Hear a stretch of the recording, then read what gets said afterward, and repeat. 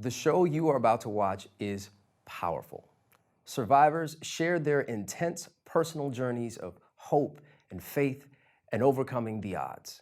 Please be aware, these stories at times include difficult details aimed at adult audiences. We pray After Columbine inspires you. It's been 2 decades since the deadly school shooting at Columbine High School in Littleton, Colorado on April 20th, 1999 devastated the nation. Tragically, dozens of mass shootings have followed.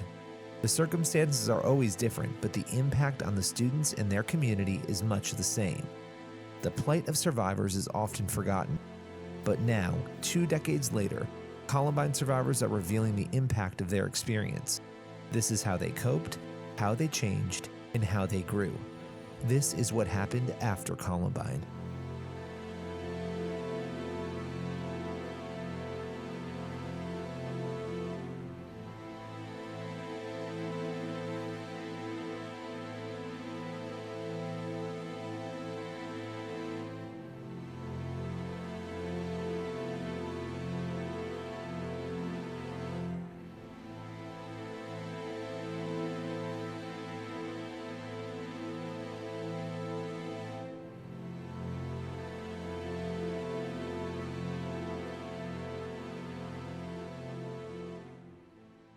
After you go through a tragedy like that, there's a lot of emotions that you experience. I mean, I experienced things from PTSD symptoms, which is like what a veteran from war will come back with. I experienced fear sometimes. I had paranoid thoughts of being in a public place and somebody just starting to shoot and what I would do. I even stayed up late at night. There was one time I was very paranoid and I got on top of my roof to check my neighborhood and just make sure that everything was safe.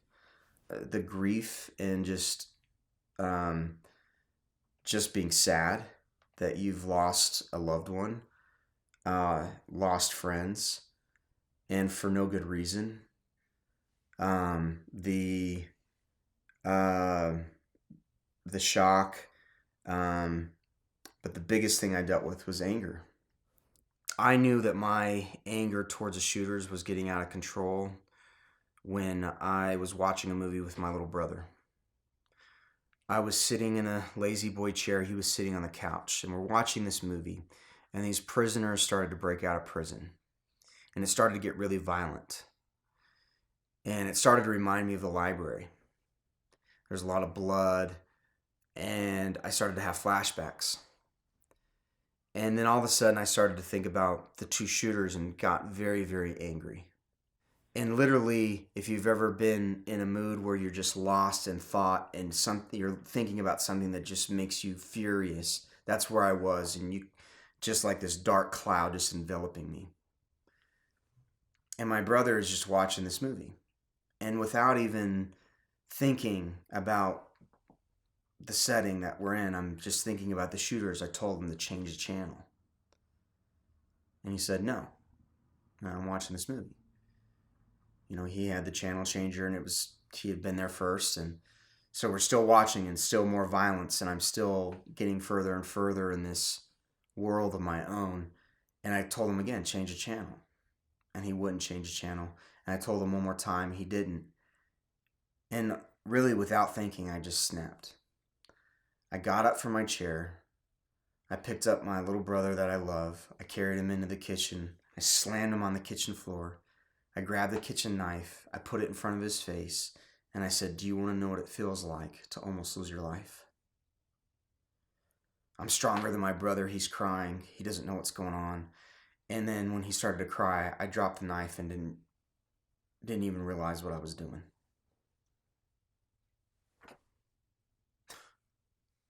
That's where unforgiveness will take you. I'm scaring my brother.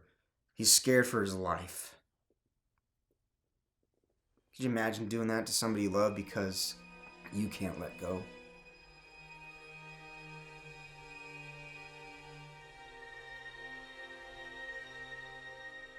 Forgiveness is complicated. There's a difference with forgiving and forgetting. Of course, we'll never forget.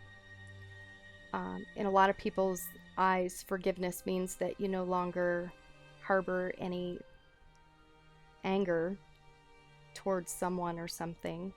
And I think that forgiveness depends on the moment. I seek to understand what happened.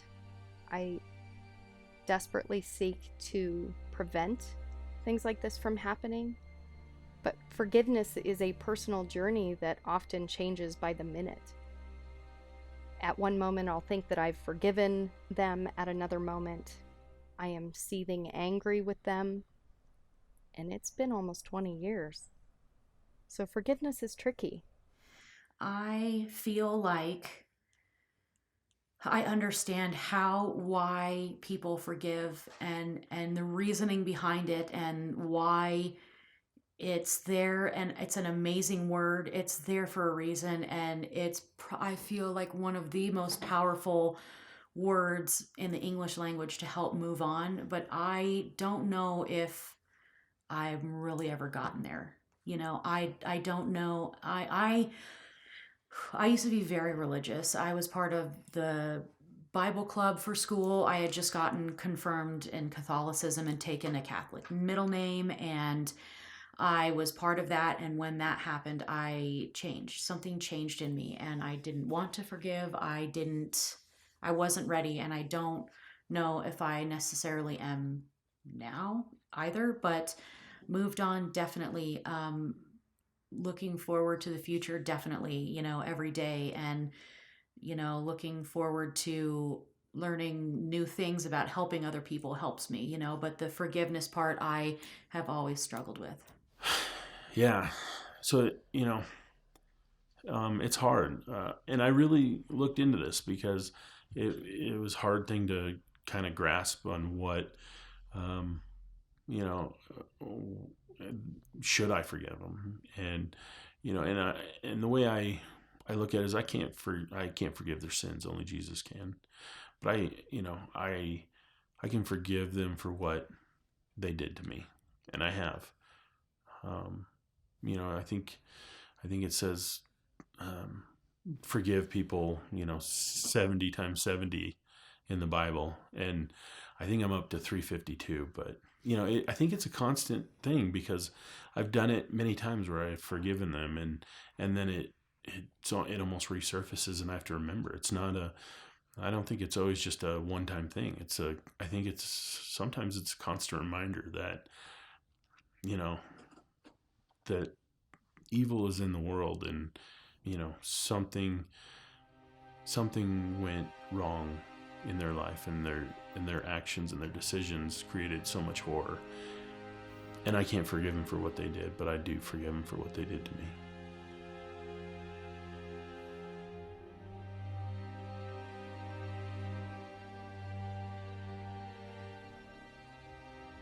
Rachel wanted to go on a mission trip to Africa in the summer of 99.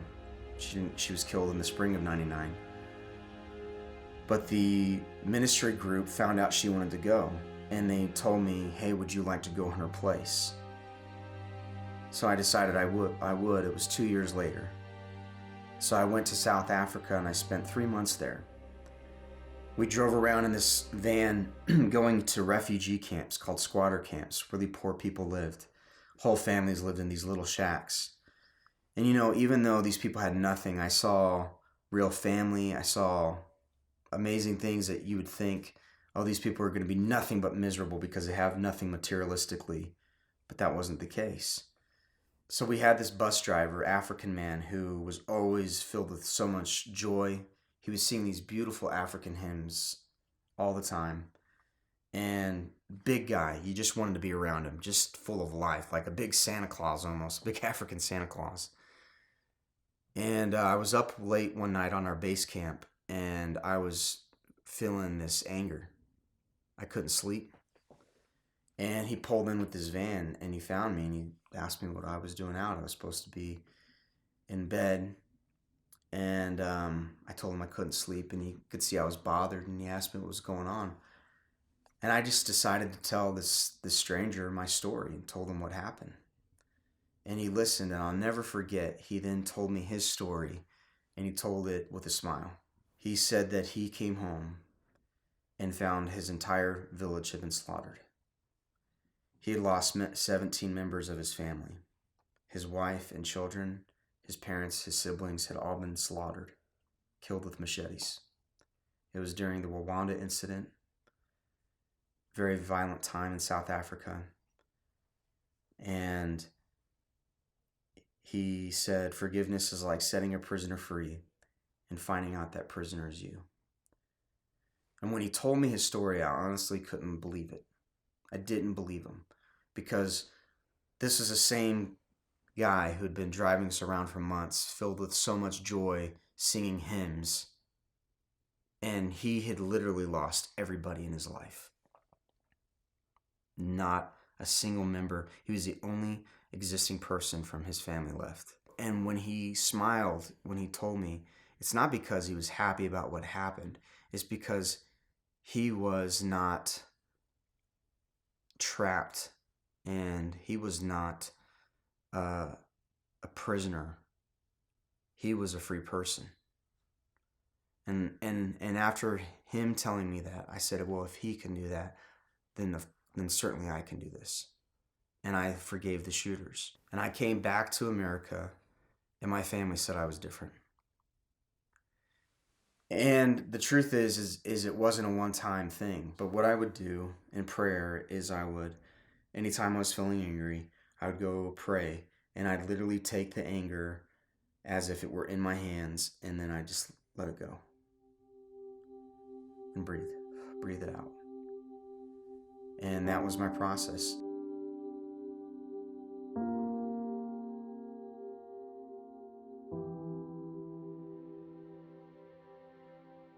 A lot of people will reference forgiveness in relation to my friendship with Sue Klebold.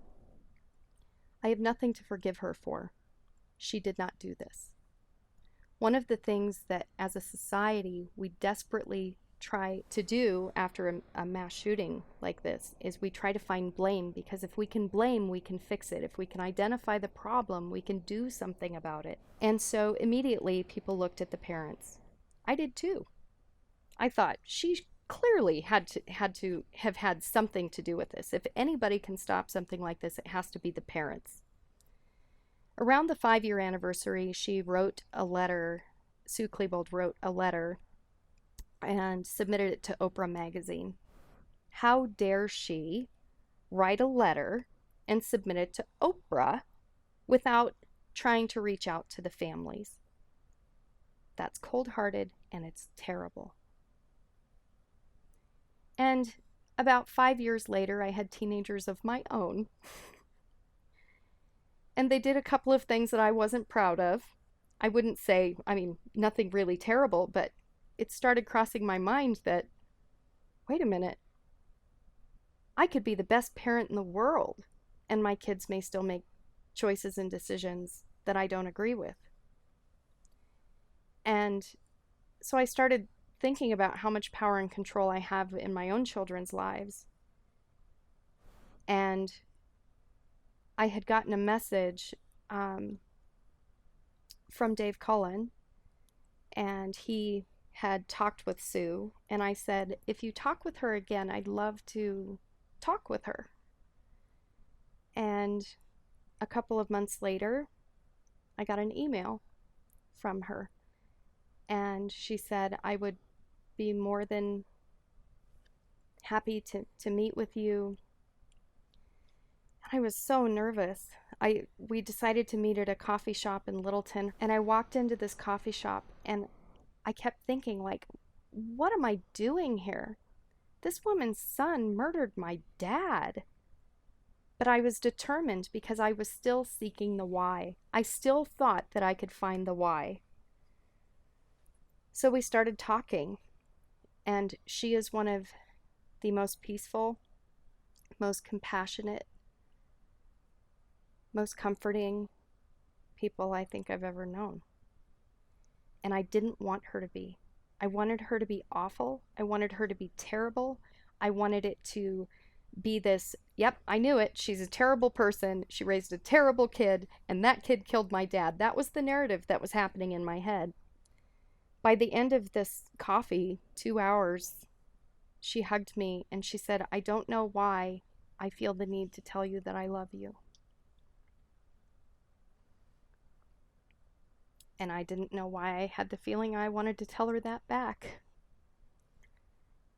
That was about 2 years ago. We see each other once a month.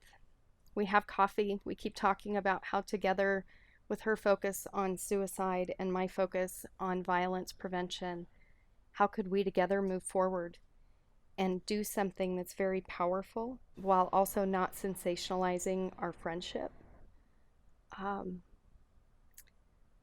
If anybody's pain is greater than my own in my eyes, it's hers.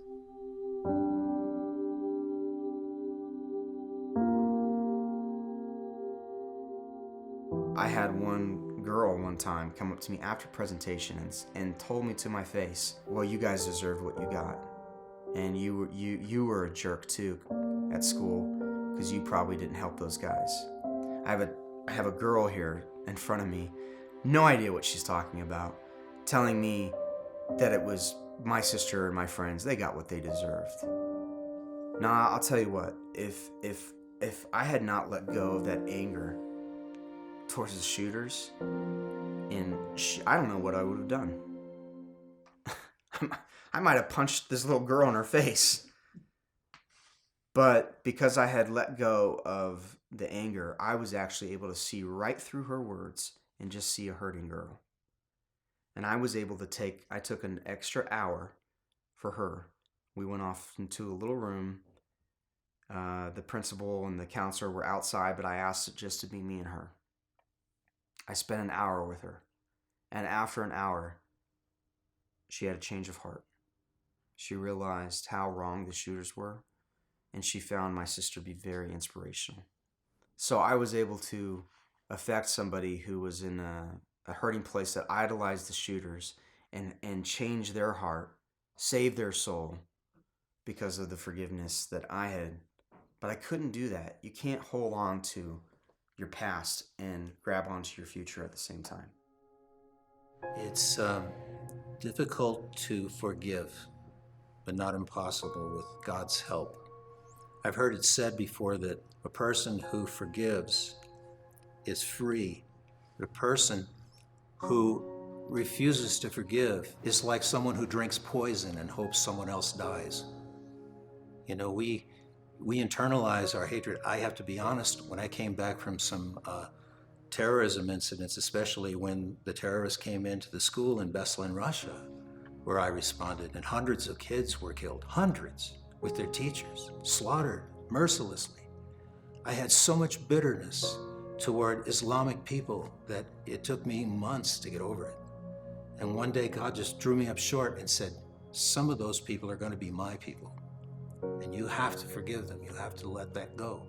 And there was a grace to do that. There was a grace to forgive. There's a grace not to forget, but to forgive. And I don't think someone can do that without the grace of God.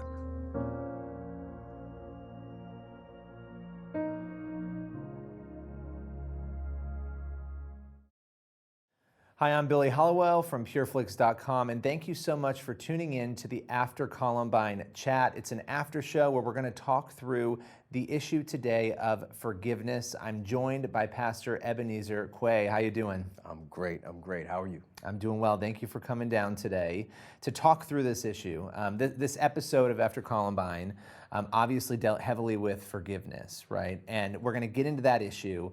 But before we get there, I think we're kind of around the same age, and I have so many memories from Columbine, but I wanted to ask you, when you think about this issue, now that we've hit the 20th anniversary here, what comes to mind when you think of Columbine?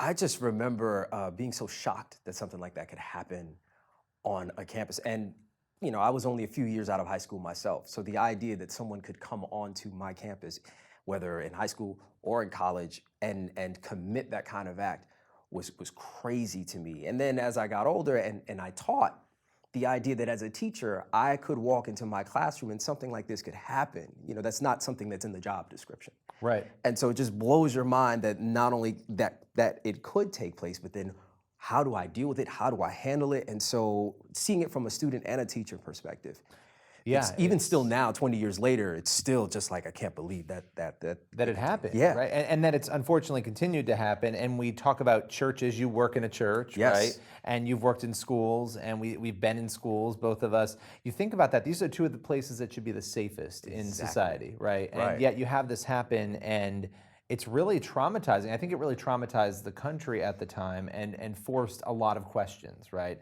But you get into this issue, you go back to this issue of forgiveness, and I guess I would ask you as a pastor and as a human being, because this is something we all deal with, why is forgiveness so important? It's huge because it allows us to move forward. When we allow unforgiveness to not only take root, but to stay, it colors our lens with how we see life and how we see people. Because every interaction we have in the back of our minds is this person going to offend me? And if they offend me, how do I forgive them? Because I couldn't forgive the person who offended me beforehand. And so then we start to perpetuate this cycle of not forgiving, not forgiving, not forgiving. It's almost not like forgiving. poison. Yeah, and it spreads. And it spreads in such a way we don't even realize it. It spreads in how we treat people.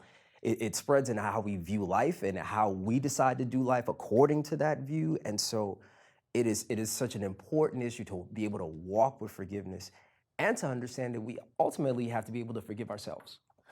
Yeah, and it's interesting because I think it's one of those issues that I've seen people in my own life who have held on to grudges and have not forgiven, and for 20 years, 30 years, 40 years. I mean, elderly people who are holding on to something that happened so long ago. And you spoke a little bit about the relationship or our relationships, how it kind of poisons or colors them. But what does not forgiving do to us internally and to our hearts? Oh, it absolutely, how can I describe it best?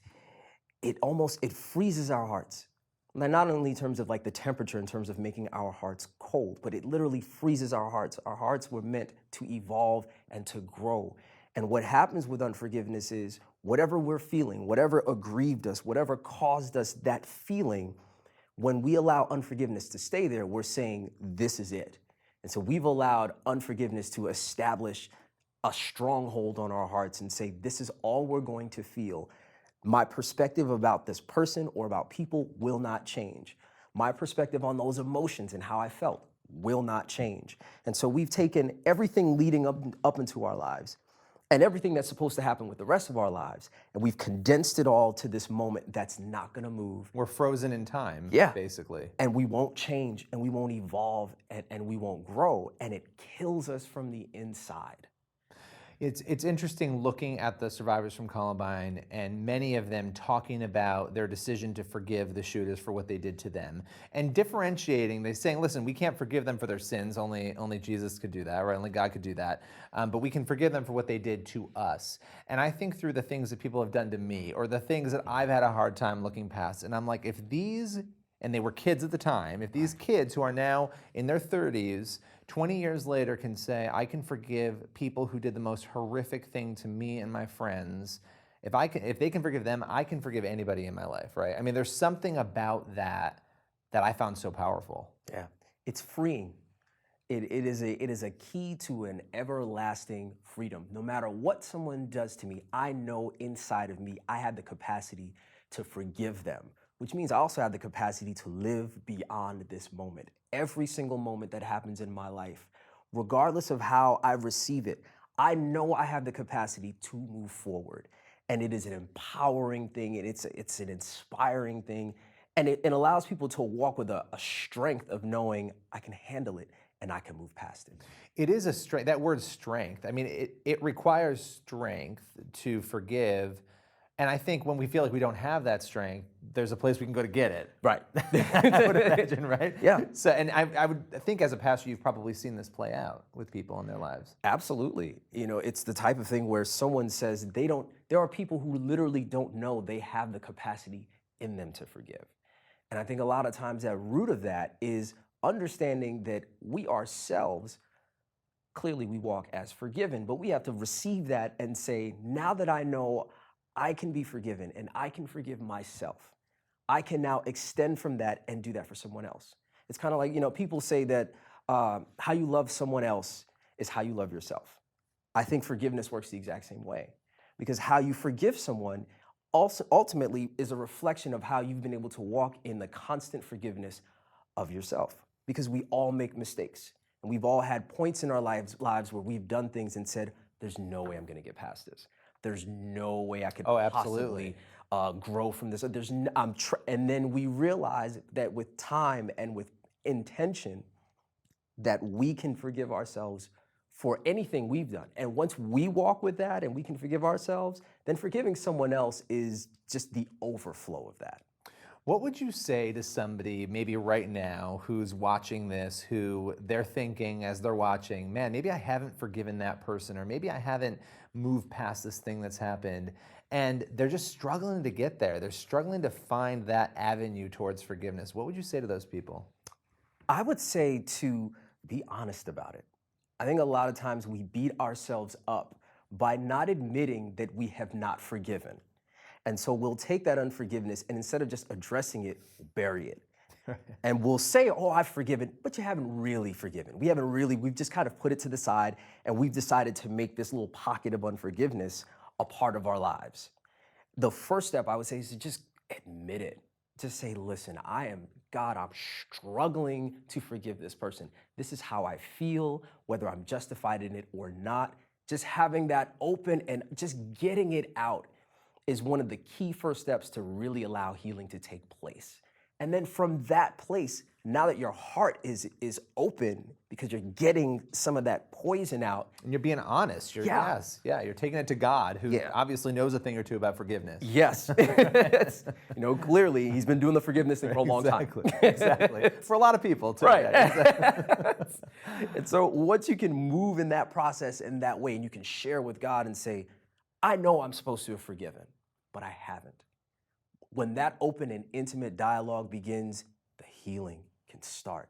And you start to get perspective and you start to allow God to really work on what's on the inside. Because until we open that door, nothing's really going to move and nothing's going to change. And so for anyone who is really struggling with, I don't know how to forgive this person, number one, being open and honest. And number two, being passionate with ourselves and knowing forgiveness takes time. I think you were talking about earlier how you know people.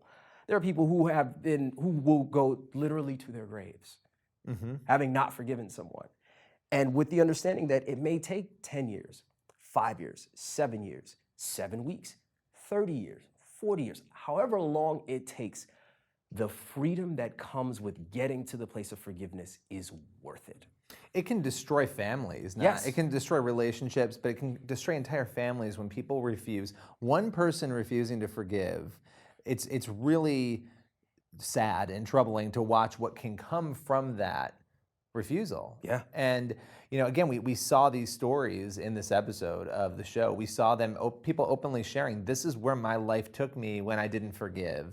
And I think being honest about that, even when we've overcome it, is a good thing to help other people, right? And that's what they were doing. That's what they've been doing in this series, I think, is really inspiring other people by sharing their own stories. So with that, I would say to you, how have you in your own life, grappled with forgiveness and worked through forgiveness? Oh my. I would say my first major forgiveness bout was with my father. And what was crazy was I didn't realize I had been carrying an unforgiveness toward him. I grew up without my father. And I had gotten to this place where I could not understand what it was. And I had to talk to my wife about it. And I'm thankful for her because she was very instrumental in it. There was a numbness that I had when it came to the subject of my dad. And I couldn't figure out why. I just felt nothing.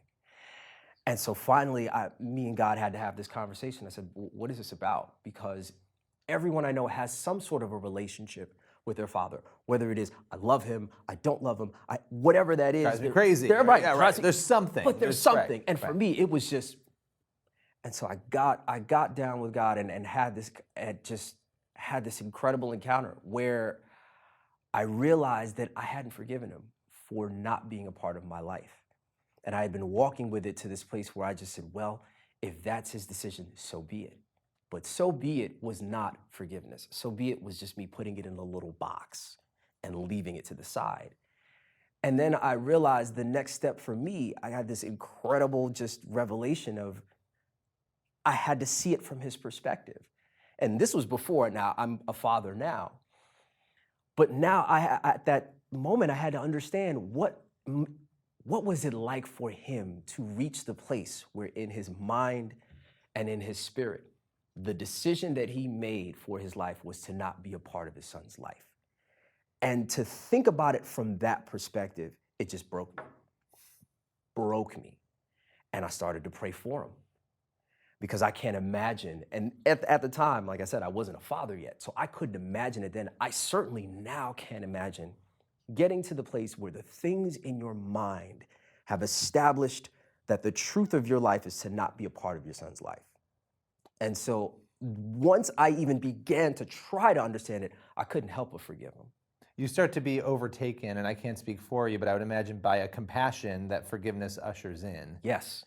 And that to me, it's really, I really appreciate you sharing that because it's such a personal thing. And I think when I look at people forgiving, sometimes the measure of whether or not you have forgiven is your ability to pray for that person in a way that's honest and that real. is real. Because you're so broken over their brokenness or what they did that even if you haven't spoken to them about it or talked to them, that you're able to actually go to God on their behalf. That's a powerful thing. That is the next level. That's Right. when you know you have really You've forgiven. Yeah, you have forgiven. When you can go to God and honestly say, Lord, I am here on behalf of that person in spite of how I feel about what they've done to me.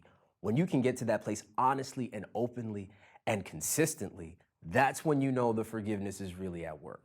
Wow, that's incredible. And coming off of this, the last question I would ask you, when we talk in culture, I think about forgiveness, we tend to sort of emphasize what it does for the other person, right? Like, oh well, I'm not going to forgive you, or I'm going to forgive you, to help you. Help you, yeah. Yeah, right. it's like I'm So that you I'm can here move for on. you, yeah, so that you can move on. Right. What do you think about that mindset, and are there misconceptions about the way we're sort of teaching people about forgiveness maybe sometimes? Absolutely. I think we are missing out on the best benefit of forgiveness, which is for ourselves. Because when we can offer that kind of forgiveness, it means it is a reflection of us being able to accept God forgiving us. I can't forgive you if I don't have a full understanding that God can forgive me. Once I know God can forgive me and I really let that sink into my spirit daily for everything, then I look at you and I say, well, if God can forgive me, surely I can forgive you. That power is in me to do that. That ability is in me to do that. And it really becomes an overflow. Yeah.